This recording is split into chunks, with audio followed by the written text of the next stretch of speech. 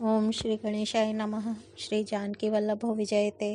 बालकांड को आगे बढ़ाते हुए दोहा नंबर 298 के आगे। छरे छबीले छयल सब सूर सुजान नबीन, जुगपद चर असवार प्रति जे असी कला प्रवीण। सियापति राम जय जय राम, मेरे प्रभु राम जय जय राम। अर्थात सभी चुने हुए छबीले छैल, शूरवीर, चतुर और नवयुवक हैं। प्रत्येक सवार के साथ 2 पैदल सिपाही हैं जो तलवार चलाने की कला में बड़े निपुण हैं। शूरता का बाना धारण किए हुए रणधीर वीर सब निकलकर नगर के बाहर आ खड़े हुए। वे चतुर अपने घोड़ों को तरह तरह की चालों से फेर रहे हैं और भेरी तथा नगाड़े की आवाज़ सुन सुनकर प्रसन्न हो रहे हैं। सारथियों ने ध्वजा, पताका, मणि और आभूषणों को लगाकर रथों को बहुत विलक्षण बना दिया है। उनमें सुंदर चंवर लगे हैं और घंटियां सुंदर शब्द कर रही हैं।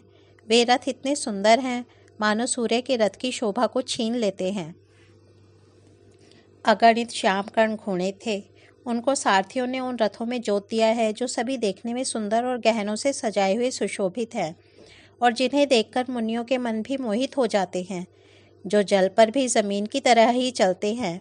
वेग की अधिकता से उनकी टाप पानी में नहीं डूबती। अस्त्र शस्त्र और सब साज सजाकर सारथियों ने रथियों को बुला लिया। चढ़ी चढ़ी रथ बाहेर नगर, लागी जुरन बरात। होत सगुन सुंदर सब हैं, जो जेहि कारज जात। सियापति राम जय जय राम, मेरे प्रभु राम जय जय राम।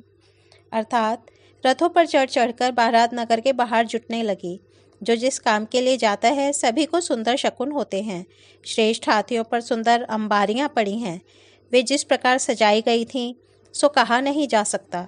मतवाले हाथी घंटों से सुशोभित होकर घंटे बजाते हुए चले, मानो सावन के सुंदर बादलों के समूह गरजते हुए जा रहे हो।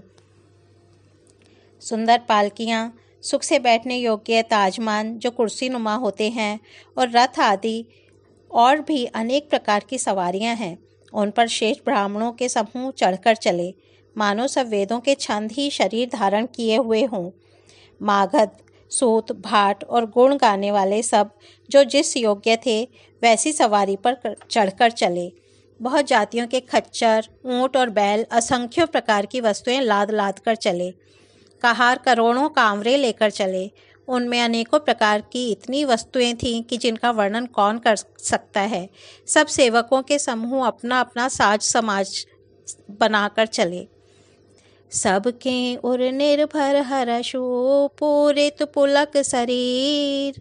कबहि देखिबे नयन भरी, राम लखन दो वीर। सियापति राम जय जय राम, मेरे प्रभु राम जय जय राम। अर्थात सबके हृदय में अपार हर्ष है और शरीर पुलक से भरे हैं। सबको एक ही लालसा लगी है कि हम श्री राम लक्ष्मण दोनों भाइयों को नेत्र भरकर कब देखेंगे। हाथी गरज रहे हैं, उनके घंटों की भीषण ध्वनि हो रही है। चारों ओर रथों की घरघराहट और घोड़ों की हिनहिनाहट हो रही है। बादलों का निरादर करते हुए नगाड़े घोर शब्द कर रहे हैं। किसी को अपनी पराई कोई बात कानों से सुनाई नहीं देती। राजा दशरथ के दरवाजे पर इतनी भारी भीड़ हो रही है कि वहां पत्थर फेंका जाए तो वह भी पिसकर धूल हो जाए। अटारियों पर चढ़ी स्त्रियां मंगल थालों में आरती लिए देख रही हैं और नाना प्रकार के मनोहर गीत गा रही हैं। उनके अत्यंत आनंद का बखान नहीं हो सकता। तब सुमंत्र जी ने 2 रथ सजाकर उनमें सूर्य के घोड़ों को भी मात करने वाले घोड़े जोते। दोनों सुंदर रथ वे राजा दशरथ के पास ले आए, जिनकी सुंदरता का वर्णन सरस्वती जी से भी नहीं हो सकता। एक रथ पर राजसी सामान सजाया गया और दूसरा जो तेज का पुंज और अत्यंत ही शोभायमान था। तेहि रथ रुचिर बशिष्ठ कहूँ, हर्षि चढ़ाई नरेशु। आप चढ़े उसे अंदन सुमिरी, हर गुर गौरी गणेशु। सियापति राम जय जय राम, मेरे प्रभु राम जय जय राम। अर्थात उस सुंदर रथ पर राजा वशिष्ठ जी को हर्षपूर्वक चढ़ाकर फिर स्वयं शिव, गुरु, गौरी और गणेश जी का स्मरण करके दूसरे रथ पर चढ़े। वशिष्ठ जी के साथ जाते हुए राजा दशरथ जी कैसे शोभित हो रहे हैं, जैसे देवगुरु बृहस्पति जी के साथ इंद्र हों। वेद की विधि से और कुल की रीति के अनुसार सब कार्य करके तथा सबको सब प्रकार से सजे देखकर श्री रामचंद्र जी का स्मरण करके गुरु की आज्ञा पाकर पृथ्वीपति दशरथ जी शंख बजाकर चले। बारात देखकर देवता हर्षित हुए और सुंदर मंगलदायक फूलों की वर्षा करने लगे। बड़ा शोर मच गया, घोड़े और हाथी गरजने लगे। आकाश में और बारात में दोनों जगह बाजे बजने लगे। देवांगनाएं और मनुष्यों की स्त्रियां सुंदर मंगल गान करने लगीं और रसीले राग से शहनाइयां बजने लगीं। घंटे घंटियों की ध्वनि का वर्णन नहीं हो सकता। पैदल चलने वाले सेवकगण अथवा पट्टेबाज कसरत के खेल कर रहे हैं और फहरा रहे हैं। आकाश में ऊंचे उछलते हुए जा रहे हैं। हंसी करने में निपुण और सुंदर गाने में चतुर विदूषक तरह तरह के तमाशे कर रहे हैं। तुरग नचावहि कुंवर बर, अकनि मृदंग निशान। नागर नट चित वही चकित, डगहि न ताल बंधान। सियापति राम जय जय राम, मेरे प्रभु राम जय जय राम। सुंदर राजकुमार मृदंग और नगाड़े के शब्द सुनकर घोड़ों को उन्हीं के अनुसार इस प्रकार नचा रहे हैं कि वे ताल के बंधान से जरा भी डिगते नहीं हैं। चतुर नट चकित होकर यह देख रहे हैं। बारात ऐसी बनी है कि उसका वर्णन करते नहीं बनता। सुंदर शुभदायक शकुन हो रहे हैं। नीलकंठ पक्षी बाईं ओर चारा ले रहा है, मानो संपूर्ण मंगलों की सूचना दे रहा हो। दाहिनी ओर कौवा सुंदर खेत में शोभा पा रहा है।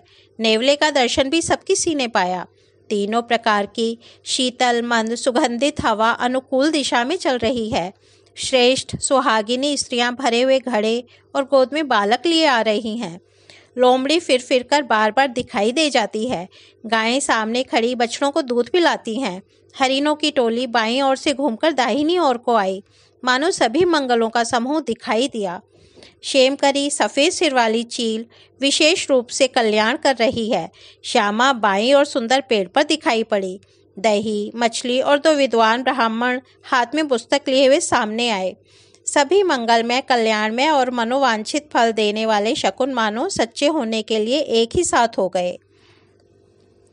मंगलमय कल्याणमय अभिमत फलदातार, जनु सब साचे होन हित, भय सगुन एक पार।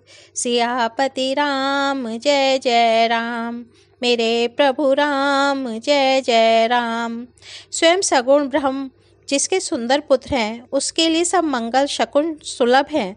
जहाँ श्री रामचंद्र जी सरीखे दूल्हा और सीता जी जैसी दुल्हन है तथा दशरथ जी और जनक जी जैसे पवित्र समधी हैं, ऐसा ब्याह सुनकर मानो सभी शकुन नाच उठे और कहने लगे, अब ब्रह्मा जी ने हमको सच्चा कर दिया। इस तरह बारात ने प्रस्थान किया। घोड़े हाथी गरज रहे हैं और नगाड़ों पर चोट लग रही है। सूर्यवंश के पताका स्वरूप दशरथ जी को आते हुए जानकर जनक जी ने नदियों पर पुल बंधवा दिए। बीच बीच में ठहरने के लिए सुंदर घर बनवा दिए, जिनमें देवलोक के समान संपदा छाई है और जहां बारात के सब लोग अपने अपने मन की पसंद के अनुसार सुहावने उत्तम भोजन, बिस्तर और वस्त्र पाते हैं। मन के अनुकूल नित्य नए सुखों को देखकर सभी बारातियों को अपने घर भूल गए। ओम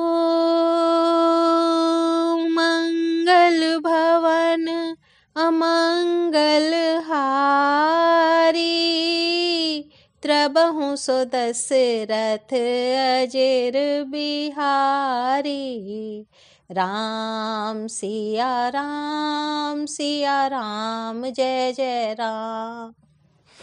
राम सिया राम जय जय राम। आज बालकांड को यहीं विराम देते हैं, कल इसके आगे बढ़ेंगे। धन्यवाद।